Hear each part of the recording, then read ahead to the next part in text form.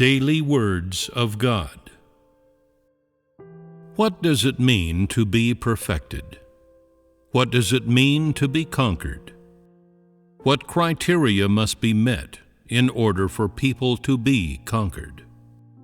And what criteria must be met for them to be perfected? Conquering and perfecting are both for the purpose of making man complete, so that he may be restored to his original likeness, and be freed of his corrupt satanic disposition and the influence of Satan. This conquering comes early in the process of working man.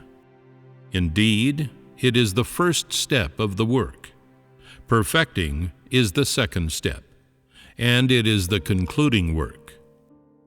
Every human being must undergo the process of being conquered.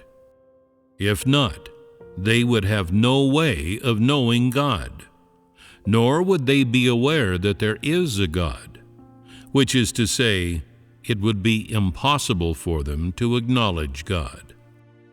And if a person does not acknowledge God, it is also impossible for them to be made complete by God, since they do not meet the criteria for this completion. If you do not even acknowledge God, then how can you know Him? How can you pursue Him? You will not be able to bear witness to Him either, and much less will you have the faith to satisfy Him. So, for anyone who wants to be made complete, the first step must be to undergo the work of conquest. This is the first condition. But both conquering and perfecting are in order to work people and to change them, and each is part of the work of managing man. Both steps are required to make someone whole, and neither can be neglected. It is true that being conquered does not sound very nice, but in fact, the process of conquering someone is the process of changing them. Once you have been conquered, your corrupt disposition may not have been completely eradicated, but you will have known it. Through the work of conquest, you will have come to know your lowly humanity, as well as much of your own disobedience. Although you will be unable to discard or to change these things within the short period of the work of conquest, you will come to know them, and this will lay the foundation for your perfection. As such, conquering and perfecting are both done in order to change people, to rid them of their corrupt satanic dispositions, so that they can give themselves fully to God. Being conquered is merely the first step in changing people's dispositions, as well as the first step in people fully giving themselves to God, and it is lower than the step of being perfected. A conquered person's life disposition changes far less than a perfected person's. Being conquered and being perfected are conceptually different from each other, because they are different phases of work, and because they hold people to different standards. Conquest holds people to lower standards, while perfection holds them to higher ones. The perfected are righteous people, people made holy and pure. They are crystallizations of the work of managing humanity, or end products. Although they are not perfect humans, they are people who seek to live meaningful lives. The conquered, meanwhile, acknowledge God's existence in word only. They acknowledge that God has been incarnated, that the Word has appeared in the flesh, and that God has come to the earth to do the work of judgment and chastisement. They also acknowledge that God's judgment and chastisement, and His smiting and refinement, are all beneficial to man. They have only recently begun to have a somewhat human likeness. They have some insights into life, but still it remains hazy to them. In other words, they are just starting to possess humanity. Such are the effects of being conquered. When people set foot on the path to perfection, it becomes possible for their old dispositions to change. Further, their lives continue to grow, and they gradually enter more deeply into the truth. They are able to loathe the world and all those who do not pursue the truth. They especially loathe themselves, but more than that, they clearly know themselves. They are willing to live by the truth, and they make it their goal to pursue the truth. They are unwilling to live within the thoughts generated by their own brains, and they feel loathing for man's self-righteousness, haughtiness, and self-conceit. They speak with a strong sense of propriety, handle things with discernment and wisdom, and are loyal and obedient to God.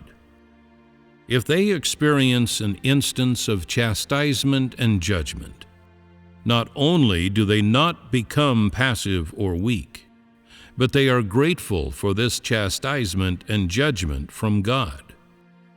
They believe that they cannot be without God's chastisement and judgment, that it protects them. They do not pursue a faith of peace and joy and of seeking bread to satisfy hunger. Neither do they pursue fleeting fleshly enjoyments. This is what occurs in those who are perfected. After people are conquered, they acknowledge that there is a God, but there are limits to what is manifested in them when they acknowledge the existence of God. What does the word appearing in the flesh actually mean? What does incarnation mean? What has God incarnate done? What is the goal and significance of His work? After experiencing so much of His work, after experiencing His deeds in the flesh, what have you gained? Only after understanding all of these things will you be conquered. If you merely say that you acknowledge there is a God, but do not forsake what you ought to forsake, and fail to give up the fleshly enjoyments that you should give up, but instead continue to covet fleshly comforts as you always have, and if you are unable to let go of any prejudices against the brothers and sisters, and do not pay any price in carrying out many simple practices, then this proves you have yet to be conquered. In that case, even if there is much that you understand, it will all be for nothing. The conquered are people who have achieved some initial changes and initial entry. Experiencing God's judgment and chastisement gives people an initial knowledge of God and an initial understanding of the truth. You may be incapable of fully entering into the reality of deeper, more detailed truths, but in your actual life, you are able to put into practice many rudimentary truths, such as those involving your fleshly enjoyments or your personal status. All of this is the effect achieved in people during the process of being conquered.